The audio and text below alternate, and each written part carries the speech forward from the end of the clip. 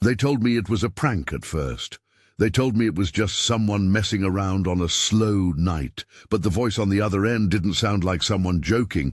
It sounded like someone who had been watching me for hours and had decided calmly what to say next. These are 4 true night shift stories, ordinary routines that collapsed into something much darker. Real people, real fear, and a lot of questions that never got a satisfying answer.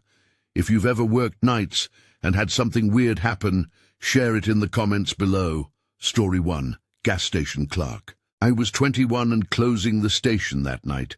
The fluorescent lights inside hummed in a way that made the air feel thin. Outside, the pumps reflected the streetlights in little circles of oil and puddles. It was late enough that most highways felt like a place between places, cars passing like ghosts. I liked the rhythm of those shifts, restocking, wiping counters, the cash drawer clinking, the small, safe monotony of people who only wanted coffee or smokes. My phone buzzed in the register compartment while I was counting a drawer. I remember thinking it was my sister or one of the friends who would text a check-in at midnight. I fished it out. Unknown number. I let it go to voicemail and went back to the drawer. Then it rang again. "Hello," I answered on the second ring, more out of habit than interest. A low voice asked if I was alone. It wasn't a simple, "Are you there?" It was a sentence that carved the room into halves. Inside, me. Outside, something else listening. I said, "Yeah." The voice laughed a soft, flat laugh and said, "Good. I like when it's quiet." It came off as a dumb joke at first. I told the voice to stop screwing around. I hung up and shrugged it off. Someone dialing random numbers. A bored guy looking for a reaction. That should have been the end of it. It didn't stop. The calls started coming every 20 or 30 minutes. Sometimes the voice asked the same thing. Sometimes it described things that were happening inside the store in small, precise ways. "You keep wiping the counter the same way. The radio's on low. The lights are too bright for this time of night." Each time there was a beat of silence between the statement and the caller's soft amusement, like someone savoring a private joke. The practical part of me went on autopilot. I checked the cameras. The monitors in the back showed the aisles and the entrance, grainy, black and white. I ran my eyes over the footage more than once. The store looked normal. The bleached fluorescence, the slant of shadow near the beer cooler, the smear of a windshield wiper light on the bay windows. But the cameras didn't cover everything. There were blind strips, the corners where light bent oddly and the lenses couldn't quite reach. The caller knew those blind spots, or at least knew enough to make me wonder if they knew. Once, while I was sweeping, a man wandered in. Clean coat, heavy boots, a smile that didn't meet his eyes. He drifted down the candy aisle, turned a product in his hand, and then put it back as if killing time. He watched me. I didn't think much of it at first. People loiter sometimes. People browse. He smiled at me, slow, too long. When he left, he didn't buy anything. He walked past the station into the dark edge of the lot and disappeared into the trees that bordered the property. The voice called again that night. It had changed. The tone was calmer, more controlled, less performance, more observation. "You locked up the back door early," the caller said. I hadn't, but I had been planning to. The hairs on my arms rose. I told myself I was overreacting. But then I walked the perimeter anyway, checking the hinges, the dumpster, the place where the gravel met the grass. I made sure every bolt was turned. Closing routine is muscle memory. I turned off displays, swept, wiped, counted. I turned the sign on the door to "closed" at 1:45, waited for the light traffic to thin out, and kept my hand on the key until the last car drove off the stretch of highway that cut past the station. The radio had been humming a static buzz all night, the kind of background noise that makes the brain invent company. The phone buzzed again, and I decided I wasn't going to answer. I finished counting, tucked the cash away, and slid my keys onto the ring. The man from earlier was leaning against my personal car in the lot when I walked out. I remember the way the sodium light smeared his face, washing all features into shadows and the shape of a grin. For a second, it was like looking at a photograph that had been slightly overexposed. Too much light on one thing, everything else flattened. My heart stalled. There was that same soft laugh I had heard on the phone. He took a step forward. I don't know what made me move faster. Terror, training, the idea of the locked car door. But I fumbled with the keys, pressed my hand against the handle and spun around. He stepped closer, then turned his head like someone exercised in mimicry and walked away, melting into the dark where the trees began. I got in, locked the doors with a single jerking motion, and kept my foot on the brake for what felt like minutes. I watched him in the rearview mirror as he stood at the edge of the trees, a silhouette. Then he walked behind a cluster of parked cars, between the pale trunks and out of sight. I remember my chest vibrating like I had run, but hadn't. The engine sounded wrong, like it belonged to someone else. I called my supervisor as soon as my phone found signal. He told me to calm down, that people were weird at night, and to let him handle it in the morning. He said it was probably pranksters with microphones. He didn't come down. He didn't change the schedule. The cameras, when reviewed by him the next day, looked normal. A man passing by, a dark figure at the edge of a frame. "Nothing to see," he said. He used a tone like he was giving me a lecture on imagining danger. I quit that job a week later. Afterwards I thought about the caller and the man and whether they were the same person. I replayed the details, the laugh, the way the caller described the way I wiped the counter, the man's unnatural smile. If they weren't the same person, whoever was making the calls was coordinating with someone who knew my shift schedule and my habits. Either way, the weight of being watched stayed with me. For months, I would drive by gas stations and feel my skin go cold. I stopped taking night routes. I changed my schedule whenever I could. The world outside the windows didn't change. The sense that someone could sit and speak and watch while you tried to keep a routine, that didn't go away. All of them were ordinary nights until they weren't. Story 2. Cadence. There was a jukebox in the corner of the bar that had seen better days. It stuck to a handful of country songs and the occasional throwback pop track when someone put $1 in. The lights over the bottles cast the rows of liquor like little altars. Cadence worked there most nights, closing shifts, bartending to the regulars who expected a certain kind of conversation and a steady pour. It was the kind of bar where secrets swam under the surface, where faces became familiar and stories repeated until they felt like background music. She'd been working the midnight shift for a while. She knew almost everyone who showed up. That was part of the comfort. You could read a face, predict a joke, hand over change with the same motion, and rarely be surprised. So the night the well-dressed man came in, put a $100 bill on the counter, and left, it registered as unusual. Not dangerous, just different.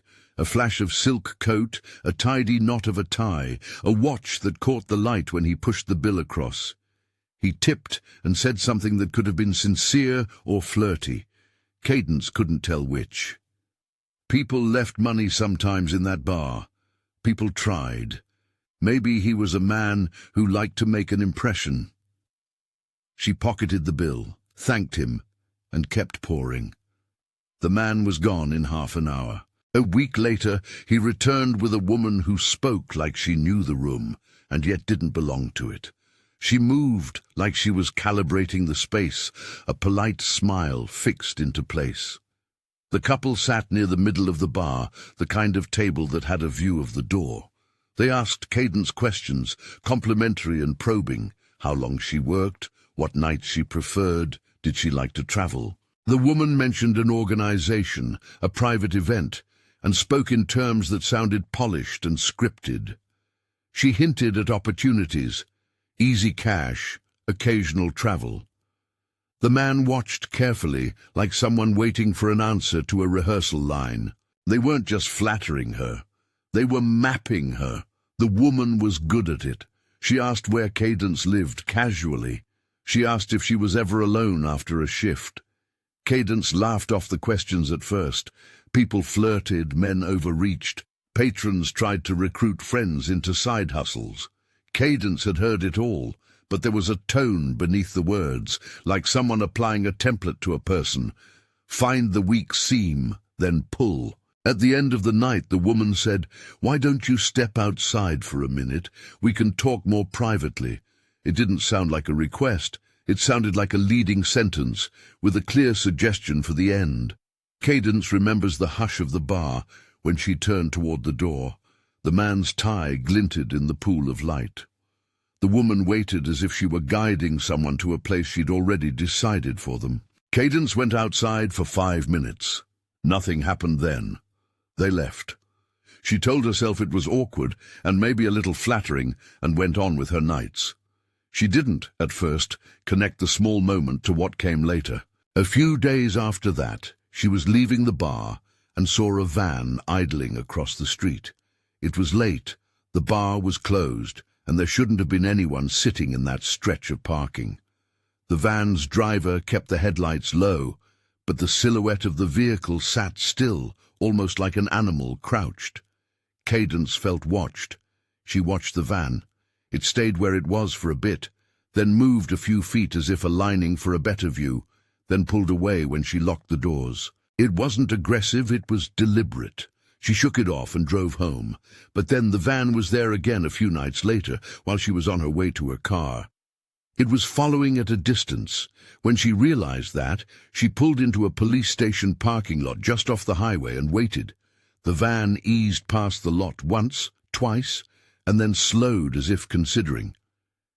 Cadence sat in the car, stomach knotted, and watched.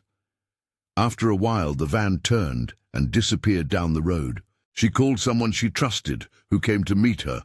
The sense of being stalked, subtle, patient, didn't feel like something you could argue away. A few nights after that, the woman came back into the bar alone. She didn't look like someone who had been waiting in a van. She looked like she belonged in places with low lights and polished interactions, like a salted veneer of charm. She slipped up to the bar and said, in a tone that was meant to sound casual, that she had seen Cadence around. She asked again about schedules. Cadence grew uncomfortable. She told herself she was being paranoid, but in the back of her mind the image of the van idling stuck like a splinter. That same night, someone started rattling the back door. It was a small sound at first, a metal scrape, an anxious clink against a latch. Cadence heard it from behind the bar with the weird clarity that comes when the world holds its breath. At first, she thought it was an animal or the wind, but then the noise sharpened into a prying motion, the kind of sound you recognize from a half-remembered movie. A tool testing a seam. She called her manager. No answer. The rattling got louder, a desperate repeated thud against the metal. The bar's layout runs narrow down to the back, where an alley opens to dumpsters and service lights. She could see the alley light through the grimy window, a thin strip of sodium-lit night. The van had been there before. She'd seen it. Now the sound at the back of the bar made it feel like the edges of her world were collapsing in toward the center. Her heart hammered. She flipped the security system to armed and backed away from the door, bringing the phone with her. She kept the counter between herself and the back door. Even that small barrier gave her a sliver of false safety. The woman slipped through the front like she owned the place. Up close, she was friendly, a smile, the kind of voice that softened corners. She asked again for Cadence's schedule, leaned in as if sharing a secret. "That day you were alone. It would be better if you came out with us for a night," she said. It was a phrase that sounded like help wrapped as an instruction. Cadence remembers clutching a rag so tight her knuckles whitened, not because she wanted to clean, but because it was something to hold. She told the woman she didn't think that was a good idea. She told her she was fine, that the bar was closed to customers. The woman kept talking, like someone trying to soften a refusal into an opening for agreement. The rattling at the back door escalated into a demand that made the whole room vibrate. Then, headlights swept across the street. Someone was pulling into the parking lot, the manager. He had apparently seen the van or had been alerted by a neighbor. The manager jumped out, bunch of keys in hand, and came through the front door. The rattling stopped. Maybe whoever was at the back had heard the engine, or maybe they were startled by doors opening. Either way, the sound that had been so close unspooled into silence. The woman left, as if she'd never been there, her steps easy and measured. Later, when they checked footage and records, the van's license plate came back as unregistered. That detail stuck. It was a non-belonging thing. A vehicle that had the shape of intent, but no paper trail to trace it. Cadence gave a statement. Security footage was reviewed. The manager talked to staff and told Cadence he would never leave her alone again on a closing shift. It wasn't a police conviction or an arrest. It was a small institutional change that felt like a balm. The schedule shifted, and Cadence was no longer on her own as often, but the questions lingered. How had they known when she closed? How long had they been watching? The woman had been skilled at appearing casual, at softening boundaries until they were easy to cross. The man who had left the $100 bill had been the first small crack in the facade, an expensive distraction to measure reaction. The van unregistered, the back door rattled. The manager's headlights an accidental rescue. Things lined up like teeth on a gear, and for a moment Cadence felt like the cog that would be pulled in and ground to a stop. She stopped walking to her car alone when work ended. She borrowed rides home. She felt like the markup in the margins of a life that had once been ordinary. People told her she had been smart, that she saw the signs and got out. She appreciated the concern, but the truth was she still replayed the woman's smile, the way it suggested possibility and threat at once. The fear left small grooves in her habits. She checked over her shoulder. She changed her route. The world was the same shape. The places in it where strangers could wait were newly sharp. Sometimes charm is a mask, sometimes money is a tool, sometimes a polite voice is instruction. The problem was how easily ordinary things could be turned into instruments of control. I could tell you what came next. I could tell you about the footage and the masked figures crouched outside, according to the review. I could tell you that the van's plate was unregistered and that no arrests followed. But that's farther down the road. And right now, on that night, the rattling stopped and the manager's headlight cut across the street. Cadence watched the woman pivot and leave, like she had never been there at all. For a moment, the bar was ordinary again, flushed with the small domestic light of bottles and receipts, and a clock that ticked too loudly. But the unease didn't go away. The knowledge that someone had mapped her routine remained. The idea that a smile and a $100 bill could be the first step of something planned sat under her ribs. She felt like a person whose mailbox had been rifled through and then taped back neatly, everything in the same place, but a private seam opened and seen. Sometimes predators use charm, sometimes they use a car and a plan, sometimes they use both. Story 3. Convenience store and the stolen car. The cold makes sound hard. When it's a late winter night and the air is thin, every scrape echoes. I remember stepping outside for a smoke behind the convenience store and hearing the gravel underfoot, like a record scratching. The pumps glowed in little circles in the dark. It was one of those nights where the world feels crisp and brittle and somehow closer than it should. There was a hooded man standing by pump 3. He looked like he was trying to be invisible on purpose, hunched, hands shoved into pockets, breath fogging in front of his face. When he shuffled toward me, it was slow, as if rehearsed. He said something about his car trouble, a flat, maybe a dead battery. He looked at me with an intent that didn't fit the improvisation of a stranger looking for help. Inside, I checked the monitors. The camera feed showed the pumps, the strip of asphalt, and the shed where we kept propane tanks. On the monitor, a car sat by the curb, headlights low. Someone was crouched near the back bumper in a position that made my chest tighten, hands working at something, not just inspecting. I told myself maybe it was a coincidence, maybe an oil cap or a tow job. But then the man at the door started talking like he was giving me a script. Keep the clerk inside, keep him busy, make the scene look like a nuisance and not a threat. I hit the panic button under the register.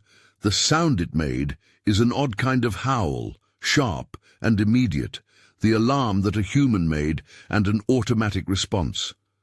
The man at the door smiled like he had been waiting for that noise, like it was part of a puzzle piece clicking into place. Instead of running, he scoffed and said something to deflect. It's just a pranky alarm, right? Nothing's wrong. He laughed, and the laugh had a texture like heat on glass. Then suddenly he bolted. He turned and ran toward the pumps. On the footage later, 2 men sprinted between cars and into the tree line near the edge of the lot. Another figure, someone who had been in the pump-side car, drove off and was gone. The passenger seat where someone should have been was empty when the officers who showed up later walked the property. They traced a path into the woods, but snow and mud had already muddied the prints. By the time the squad cars pulled up, the 2 men were gone. What the footage made clear the next day was this: the car that had been parked at the pump was reported stolen from 100+ miles away. That detail was small and large at once.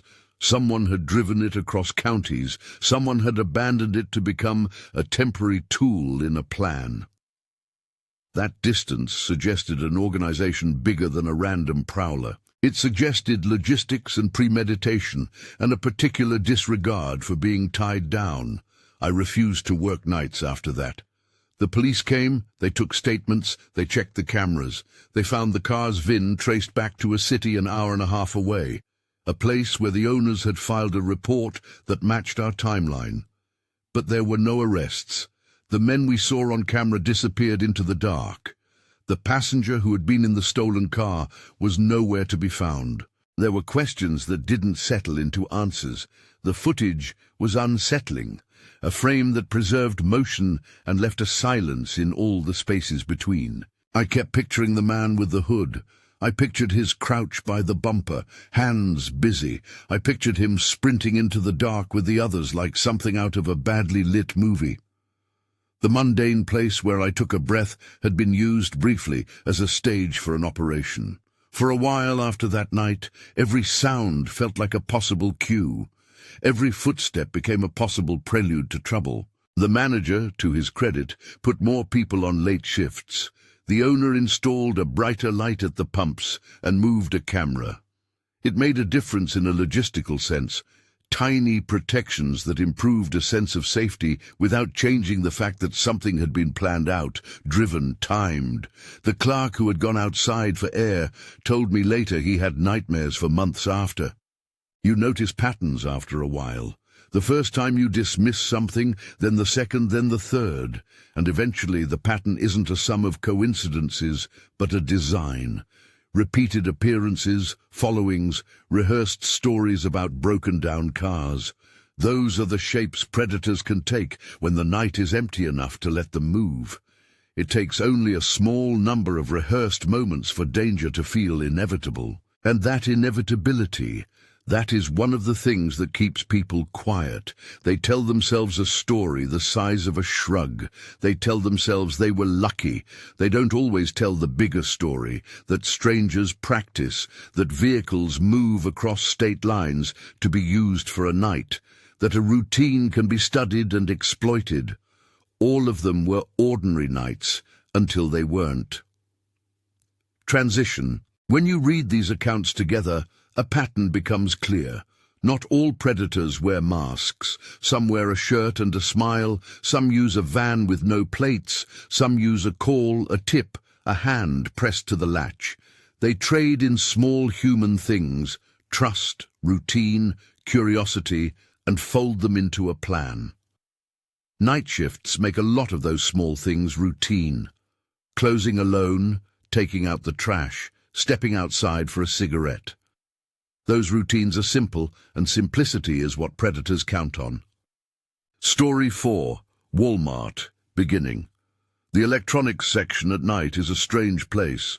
Rows of headphones glow behind glass, screens sit in the dark like sleeping animals, and the hum of the store feels like breath. There are bright spots and long shadows, and the aisles curve in ways that make it easy to be out of sight. I worked nights in the electronics bay, a job with a long checklist and lots of small interactions with shoppers who weren't sure what to buy. At first it was a man who caught my attention, not for anything he'd done, but because he returned again and again. He never bought anything. He would hover near the headphone displays, pick up a pair, examine the label, put them back. He would walk slowly down the aisle, stop, look at me, then move on. At first it was annoying, the look of a man who wanted to be noticed and had no better way to say it. But annoyance is a low threshold for danger. Over the days, the repeated appearances started to feel like a shadow in my peripheral vision. He wasn't aggressive. He didn't initiate conversation. He simply lingered in the liminal spaces, near the end cap where the cameras had a poor angle, beside an unmanned kiosk, close to a door used by staff that opened to a rarely lit service corridor. I told myself he was a regular with an odd habit. I told myself things to keep myself from making the situation larger than it seemed. Then the woman came in.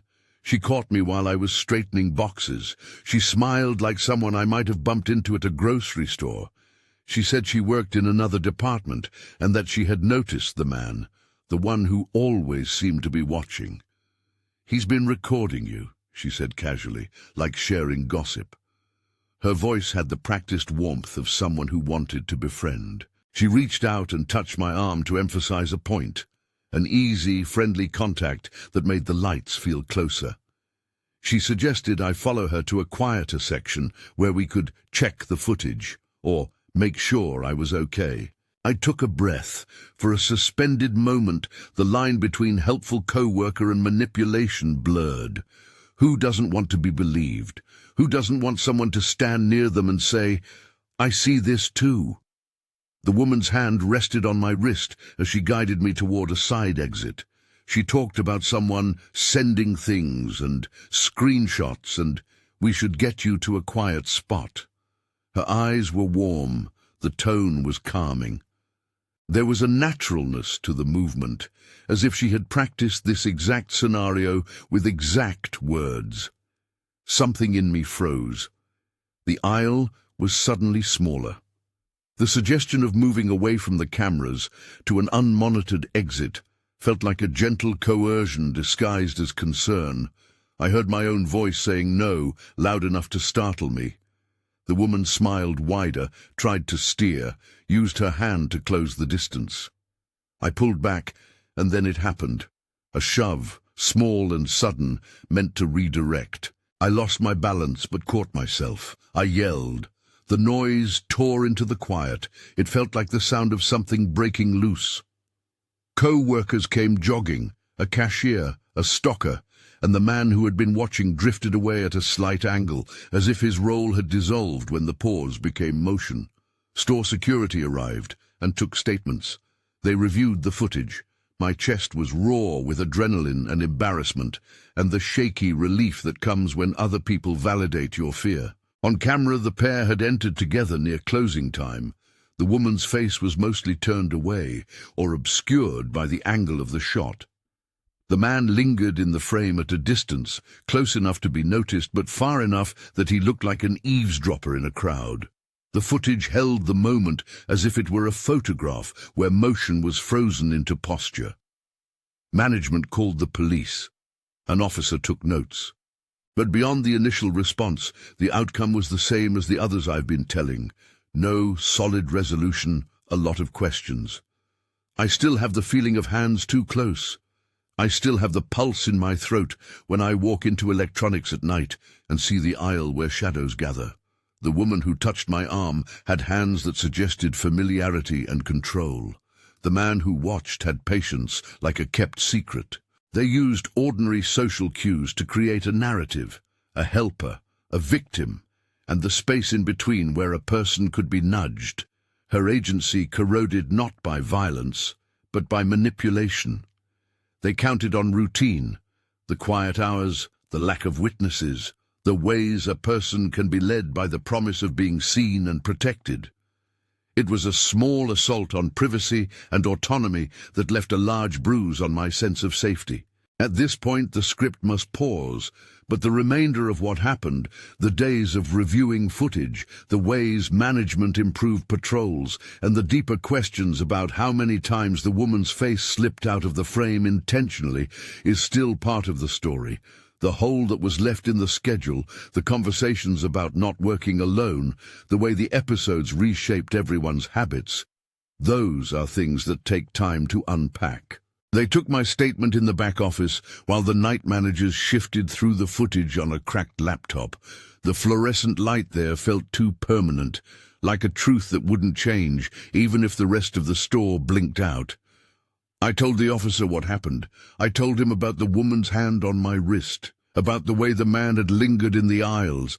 I told him how my voice felt loud and clumsy when I yelled. He wrote down the details and asked the usual questions. Times, descriptions, whether I recognized the pair. And then he watched the clips. On the footage, the pair entered together about 20 minutes after closing. The woman's face was mostly turned away when she moved through the frame, or she kept a hat pulled low. At one point, she guides me away from the aisle toward a side exit. The angle makes it look like an ordinary co-worker gesture. At another moment, the man stands back, an outline at the edge of the camera's sweep.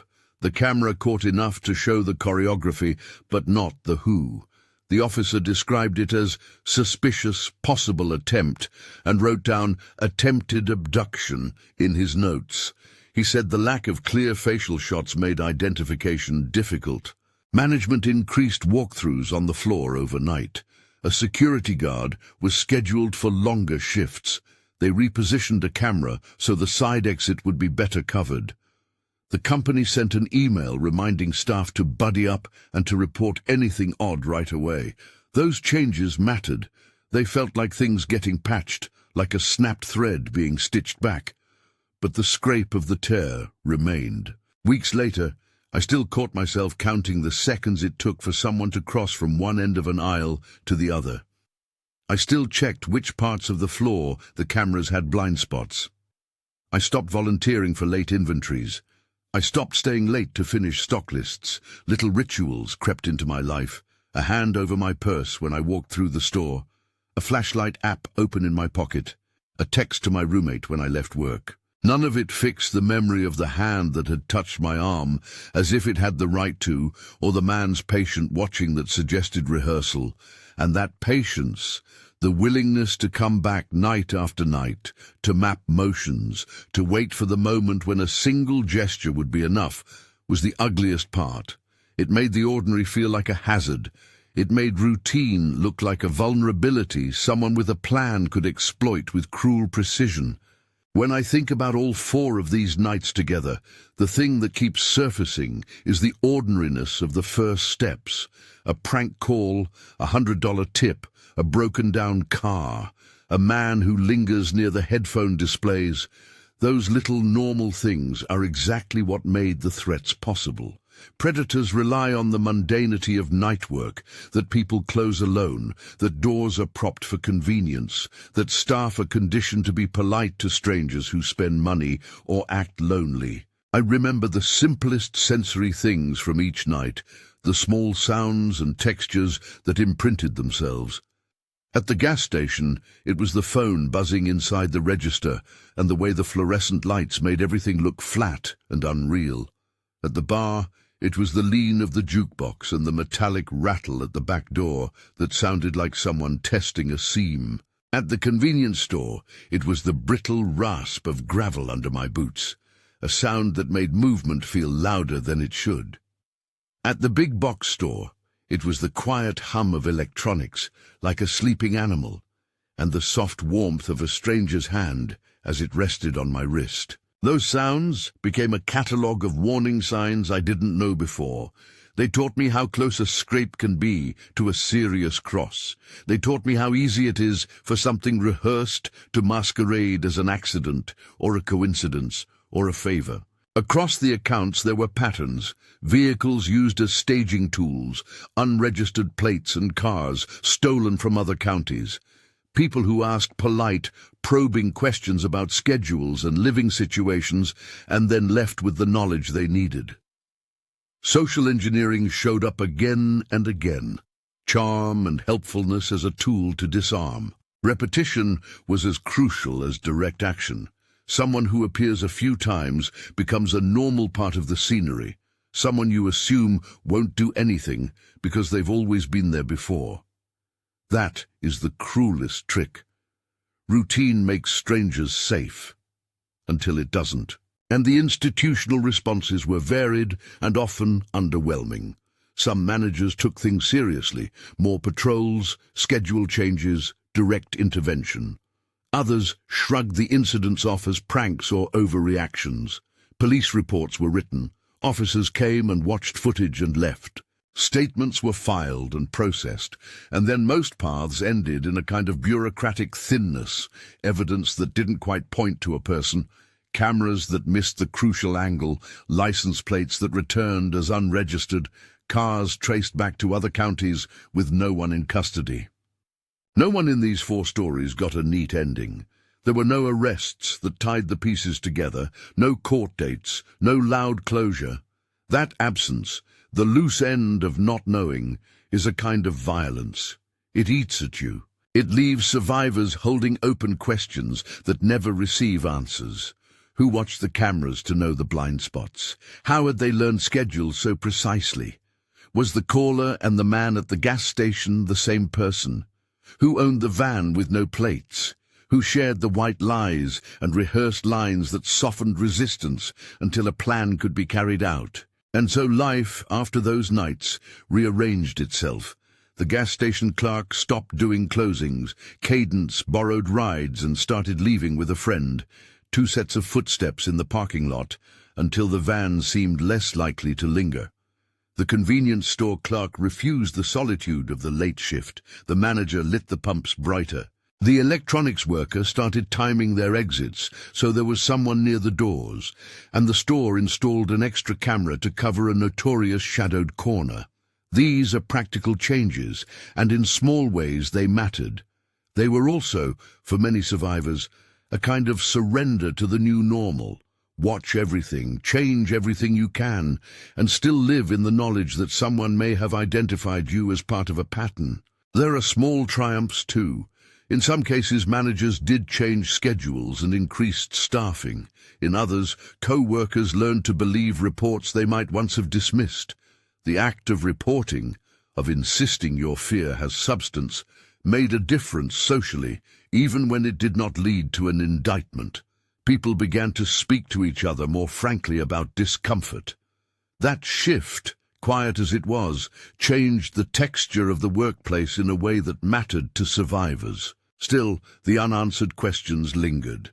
They are fractal. Every answer only generates more edges. Who else had been followed and didn't speak up? How many routines have been studied and catalogued by people who intend to use them? How many apparently harmless interactions are the first notes in a longer song? If there is any offensive lesson in these stories, it's that the usual courtesies we offer should be calibrated by context. But that is not a moralizing point to put on workers' shoulders. The onus is not on the person who was watched or touched or followed. The responsibility is for systems, management, law enforcement, corporate policy, to take the pattern of night shift vulnerability seriously and to respond with measures that do more than slap a bandage on a larger wound. I say that not to be prescriptive, but because the survivors in these accounts all ended up relying on changes other people made. The manager who refused to leave someone alone on a closing shift, the owner who pointed the camera at a problematic blind spot, the friend who answered a call and came to the parking lot. These interventions mattered precisely because the individual could not always be expected to carry the weight of safety alone. There is a particular kind of anger that comes from being called overly cautious after you describe something that felt like real danger. It is an anger that mixes with relief when someone finally shows they took your fear seriously. That validation isn't closure, but it gives a tiny stitch in a frayed seam. It is the human equivalent of someone shining a light across a lot where shadows had been allowed to hide. For the people who shared these accounts, there was loss beyond the immediate scare.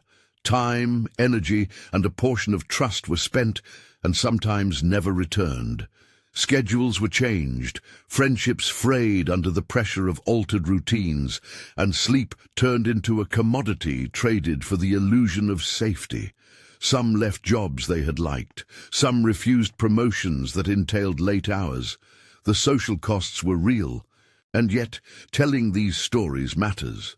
Not because fear should be amplified, but because silence preserves the pattern. When night shift workers speak up, it creates a ledger of incidents that can be seen and catalogued. It creates a pressure for policies that might reduce risk. Better lighting, more consistent staffing for vulnerable shifts, cameras placed to cover blind spots, systems to check license plates against local records more proactively, and managers who will not dismiss a report because it feels inconvenient. But I want to be clear, none of the people in these stories were at fault. The common thread is not error, it's exploitation. Predators look for routine, for simplicity, for places where there are fewer witnesses and more trust. They count on the labor patterns that we accept as normal. They count on the human tendency to be polite and to explain away the wrongness of an encounter. If you work nights and recognize any of these moments, the repeated caller, the man who always lingers, the person who insists on a private conversation outside of cameras, the vehicle that appears too often, you're not overreacting.